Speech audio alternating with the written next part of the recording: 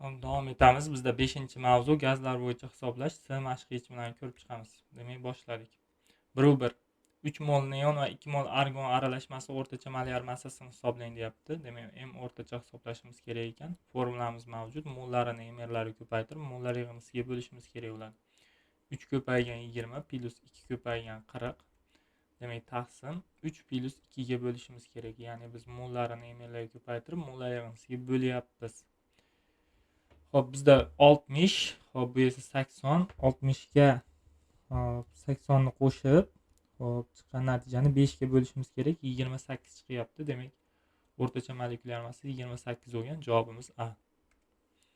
2-1. 3 mol metan va 2 mol silan aralashmasining molyar massasini aniqlang deyapti. Demak, o'rtacha hisoblashimiz kerak yana bizda. Hop, teng. Hop, metan formulasi demak CH4 bo'ladi. Molyar massasi 16 bo'ladi va silan bizda kremniy H4 bo'ladi va bu yerda 32 bo'ladi. Endi hisoblab yuboramiz. 3 ko'paygan 16 qilamiz. Keyin plus, hop 2 ko'paygan 32 qilamiz. Hop taqsim 3 plus 2 demak 3 plus 2 teng. Hisoblaydigan bo'lsak 48, hop 64. 48 ga 64 ni qo'shib 5 ga bo'lamiz. 22,4 chiqyapti. Demak, 22,4 chiqsa javobimiz B bo'ladi. 3-1. 3 mol geliy va 1 mol neon va 1 mol argon aralashmasining o'rtacha molyar massasini aniqlang deyapti. Bu yerda hozir 3 talik berib qo'yibdi xolos. Nechtali berishidan qat'iy nazar shu mollarini mllarga ko'paytirib, mollar yig'indisiga bo'lib ketaverasiz bizda. Shunaqa strukturamiz. Ya'ni shu formulaga qo'yib ketaverasiz. M o'rtacha teng. Bizda 3 mol geliy berilibdi. 3 ko'paygan 4 qilasiz. Keyin 1 mol neon berilibdi. 1 ko'paygan 20 qilamiz. Keyin 1 mol argon berilibdi. 1 ko'paygan 40 qilamiz. Taqsim. Hop, mollar yig'indisi demak 3 plus 1 plus 1. Ya'ni 5 ga bo'lishimiz kerak. Bu yerda 12, 12 ga 20 ni qo'shsak 32, 32 ga 40 ni qo'shsak 72, 72 ni 5 ga bo'lyapmiz. Demak, 72 ni 5 ga bo'lsak, demak 14/4 chiqyapti. 14/4 javobimiz B bo'lyapti. Keyingi savolda 7 mol geliy, 2 mol neon, 1 mol argon deyapti.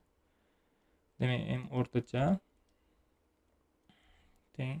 Hop, 7 mol geliy, 7 ko'paygan 4, 2 mol neon, 2 ko'paygan 20 plus 1 ko'paygan 40.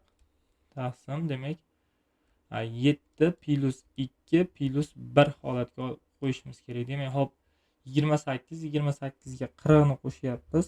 Hop, keyin 40 ni qo'shyapmiz. 108, 108 ni biz 10 ga bo'lishimiz kerak bo'ladi. 10,8 chiqyapti. Demak, javobimiz B bo'lgan. 4-1. Mol jihatdan 80% geliy va 20% metan bo'lgan gazlar aralashmasining molyar massasini aniqlang deyapti. Mol jihatdan deganligi uchun 1 mol aralashma olamiz. Xo'p, 1 mol aralashmamiz bizda 100% bo'ladi. Xo'p, va bizda 80% geliy bor deyapti. 80% demak geliyga, qolgan 20% metanga tegishli deyapti o'zi. Demak, 80% geliyga tegishli bo'lsa, demak 0,8 mol geliy bor ekanligi bilinadi va 0,2 mol bizda metan borligi aniqlanyapti. Xo'p, endi o'rtacha molekulyar massa hisoblab qo'ysak bo'ldi. M o'rta teng. Hop, 0,8 ko'paygan 4 qilamiz. Keyin 0,2 ko'paygan hop 16 qilamiz. Taqsim 0,8 plus 0,2 qilganingizda 1 bo'ladi. Teng. Hop. 3/2, 3/2, 6/4. 6/4 ni 1 ga bo'lsangiz 6/4 ni o'zi bo'ladi demak. Javobimiz A. 5-1. Neonning mol ulushi 20% bo'lgan neon va argon aralashmasining molyar massasini aniqlang deyapti. Shunda ham 1 mol olinadi. 1 mol aralashma 100% bo'ladi. Bu yerda aytilyaptiki, neonniki 20% bo'lsa, demak qolgan foiz kimga tegishli bo'ladi? Argonga tegishli bo'ladi. Ya'ni 80% argonga tegishli bo'ladi. Neon 20% bo'lsa, demak bu 0,2 mol neon borligi ma'lum bo'ladi. Demak 0,2 mol demak aralashmada neon. Qolgan 0,8 moli demak bizda argon bor bo'ladi. Shuni o'rtacha molekulyar massasini hisoblaymiz. Demak, M o'rta teng mol ulush degan payt 1 mol olib ishlab qo'yasiz. Hop, bizda 0,2 ko'paygan 20 qilamiz plus 0,8 ko'paygan 40 qilamiz taqsim demak 0,2 plus 0,8 qilganingizda 1 bo'ladi. Demak shuni hisoblaydigan bo'lsak, bu yerda 4, bu yerda 32, 32 ga 4 ni qo'shsam 36, 36 ni 1 ga bo'lsam o'zgarmaydi. Demak 36 ni o'zi javobimiz D. 601 2 molyar nisbatda olingan geliy va neon aralashmasining molyar massasini aniqlang debdi. 2 molyar degani nima degani? 2 molyar degani teng mol nisbatda. Agar 1 mol geliy olsam 1 mol neon bo'ladi. 2 mol geliy olsam 2 mol neon bo'ladi. Ya'ni mollari teng bo'lsa bo'ldi, tamom. Demak, m o'rtacha hisoblaymiz. Xo'p. 1 moldan oldik deylik. 1 mol geliy desam 1 ko'paygan 4 qilaman. Va unda 1 mol neon bo'ladi. Ya'ni mollari teng deyilgani. Xo'p, demak, unda 1 plus 1 ga bo'laman. Bizda o'zi 24 bo'lyapti. 24 ni 2 ga bo'lsak 12 chiqadi. Demak, javobimiz B. 701 is gazi va karbonatdan iborat aralashmadagi is gazining mol ulushi 20% bo'lsa, aralashmaning molyar massasini aniqlang debdi. Demak, bizda aralashmada is gazining mol ulushi deyapti. Demak, 1 mol aralashma olasiz. 1 mol aralashma olsak, u 100% bo'ladi. Ichida deyapti, is gazining mol ulushi 20% deyapti. Is gazi 20% bo'lsa, qolgan demak 80% karbonatga tegishli bo'ladi. Demak, 80 ni qancha? Demak, bu yerda 0,2 mol chiqyapti va bu esa 0,8 mol chiqadi.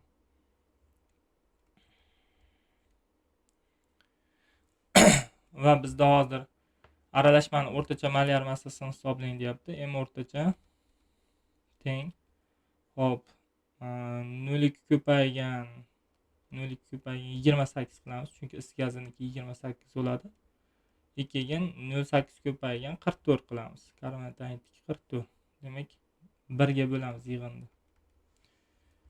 Hop, 5 va 6 bo'ladi. 0,8 ni 44 ga ko'paytirsak, 35 va 2, 5 va 6 ni qo'shaman va uni 1 ga bo'lsam, o'zi bo'ladi. Bari 40,8 chiqyapti. 40,8 chiqsa javobimiz D bo'ladi.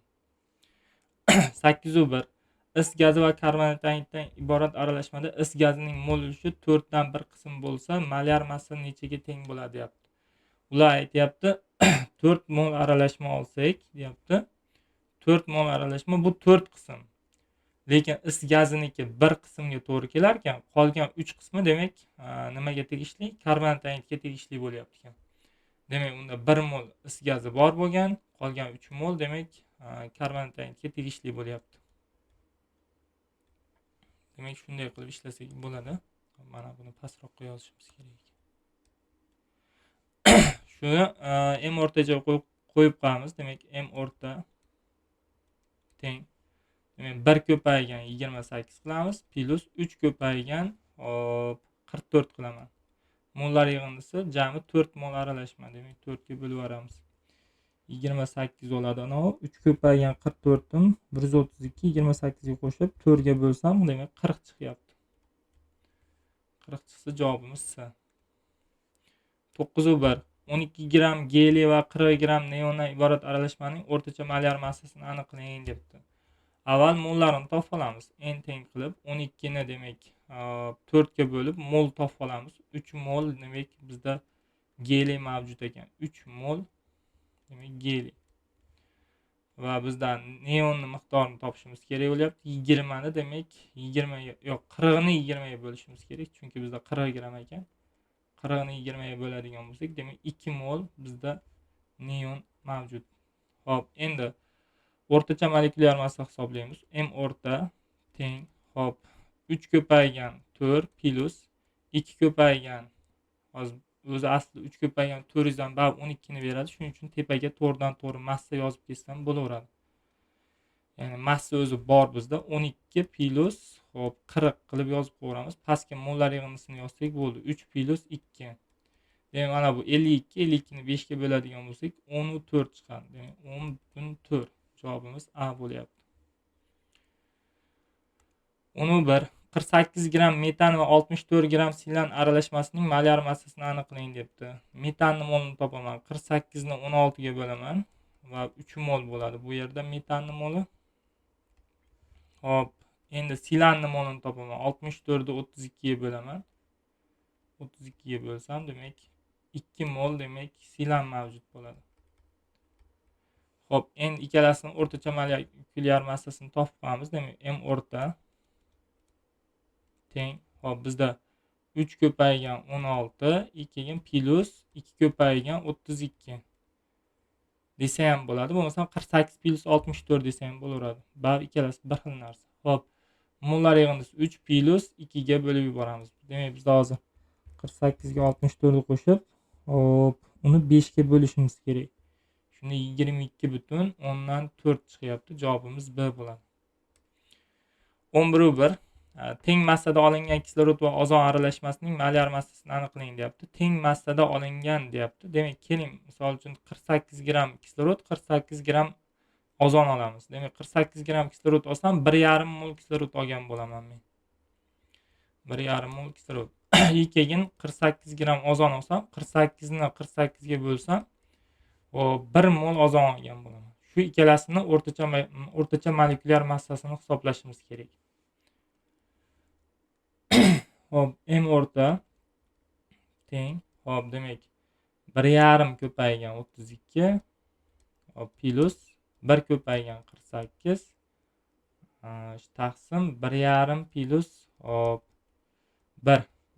Tepada 96 bo'ladi, chunki 48 ga 48 96 ni beradi. Pastda hozir 2,5 bo'lyapti.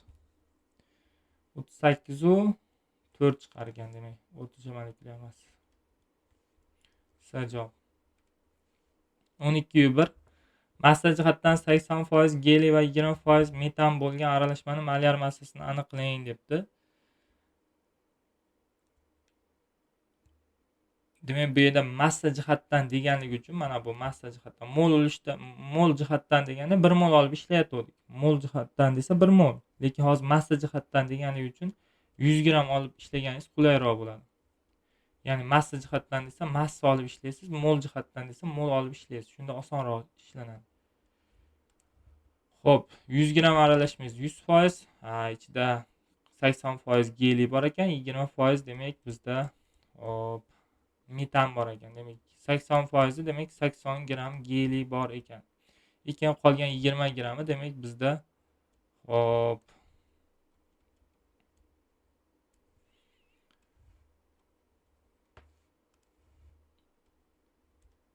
metanga tegishli bo'ladi. Endi masalani topib oldik, mollarni topib olamiz. Demak, n teng qilib turib, hop, geliy degani uchun 80 ni 4 ga bo'lib, demak, 20 mol geliy bor ekan deymiz. Keyin 20 ni 16 ga bo'lib 1,25 mildekmi? 1,25 mol demak bizda hop metan bor ekan. Shu ikkalasining o'rtacha molekulyar massasini topamiz endi. Hop, demak, m o'rta teng 20 ko'paygan hop 4 qilamiz plus 1,25 ko'paygan 16 qilamiz. Baribir tepa 100 chiqadi, ya'ni mana bu massa baribir 100 chiqadi. Chunki biz o'z 100 ni taqsimlab kelyaptik. Prosta bizga mollari kerak. Uning uchun 20 plus hop 1,25. Demak, tepa 100 chiqishini bilardik. 100 ni demak 21 u 25 ga bo'lib yuborsak bo'ldi. O'rtacha molekulyar massa chiqadi bizda. Demak, 4/7 chiqargan. 4/7. Demak, javobimiz A. 13/1 ekvimolyar nisbatda olingan sulfit anhidrid va X gazdan iborat aralashmaning molyar massasi 48 bo'lsa, X ni aniqlang debdi. Demak, sulfit anhidrid demak bu va bu 1 mol olsam buni, X gazim ham baribir 1 mol bo'ladi, chunki ekvimolyar nisbatda. Bu 1 mol bo'lsa, bu ham 1 mol. Agar buni 2 mol olsam, buni ham 2 mol olishim kerak bo'ladi. Xo'p, bizda o'rtacha molekulyar massa topish formulasiga qo'yadigan bo'lsak, hop 1 ko'paygan 64 bo'ladi. Keyin 1 ko'paygan x qilamiz. Chunki noma'lum buniki. Keyin 1 plus 1, ya'ni mollar yig'indisiga bo'lish kerak edi. Shunga bo'lib turib 48 ga tenglab olyapmiz. Xo'p, unda mana bu 64 ni o'zi bo'ladi. 64 plus x bo'ladi, chunki bu yoqqa ko'payadi. Bu esa 2 ko'paygan 48 bo'lib 96 bo'lib o'tadi. Shunda 96 dan 64 ayriladigan bo'lsa, x ni qiymati 32 chiqyapti. 32 chiqsa bu silanga to'g'ri keladi. Demak, kremniy H4 bo'ladi. Javobimiz B. 14/1 ekvimolyar nisbatda olingan argon va noma'lum gazning aralashmasining o'rtacha molyar massasi 30 gram taqsim mol bo'lsa, noma'lum gazni aniqlang. Xo'p, metan bizda CH4 bo'ladi va uni ham 1 mol oldik deylik. Xo'p, argon bizda bu ham 1 mol bo'ladi. Endi noma'lum gazingiz bor. Bu ham 1 mol, lekin qaysi gazligi noma'lum. Xo'p, o'rtacha molekulyar massa 30 chiqishi kerak ekan. Demak, M o'rta hop teng turib 1 ko'paygan 16 qilamiz. Keyin hop 1 ko'paygan 40 qilamiz. Plus 1 ko'paygan x qilamiz. Taqsim jami aralashmamiz 3 mol bo'lgani uchun 3 yozib qo'yamiz. Hop 30 ga tenglashimiz kerak ekan. Hop, demak bu yog'i 16 40 56 56 plus x bo'lyapti. Demak 56 plus x tushadi pastga. Bu yog'i esa 90 bo'ladi. Hop, x teng 90 dan 56 ayrilishi kerak bo'ladi. Shunda 34 chiqyapti x'imiz. 34 bo'lsa bu fosfinga tegishli bo'ladi. pH4 bo'ladi. Nisbiy molekulyar massasi haqiqatan 34 bo'ladi. Javobimiz A. 15/1. Hop, bizda molyar massa 8 gram taqsim mol bo'lgan geliy va neon aralashmasining neonning mol ulushini aniqlang debdi. Geliy bizda 4 bo'ladi. Neonimiz bizda 20 bo'ladi. Demak, o'rtacha molekulyar massa 8 ekan bizda. Hop, kattasidan kichigini ayirib yozib olamiz. Demak, 1 mol aralashma oldik deylik. 1 mol olsak, demak bizda neonimiz 0,25 mol bo'ladi. Geliy esa 0,75 mol. Bizda aynan aralashmada neonning mol ulushi so'ralibdi. Neonlik so'ralgan bo'lsa 1 mol aralashmamiz bizda 100% deymiz va neonning moli necha chiqqani? 0,25 mol bo'ldi. Demak 0,25 mol aralashmamiz, ya'ni 0,25 mol neonimiz necha foizga to'g'ri keladi? 25% ga to'g'ri keladi demak. Ya bu hozir ulushda so'rabdi. Ulushda so'ragan bo'lsa mana bunday qilinadi. Mana bu yer 100% deyilmaydi, 1 ulush deyiladi. Va bu yerda hozir 0,25 1 ga ko'paytirsangiz 0,25 ning o'zi bo'ladi. 0,25 taqsim 1 bo'lyapti. Bu degani sizga hop 1 taqsim 4 ga to'g'ri keladi. 1 taqsim 4 bo'lsa, demak javobimiz A bo'ladi. Qolganini alohida ko'ramiz. Hozircha shu yerga ko'rdik.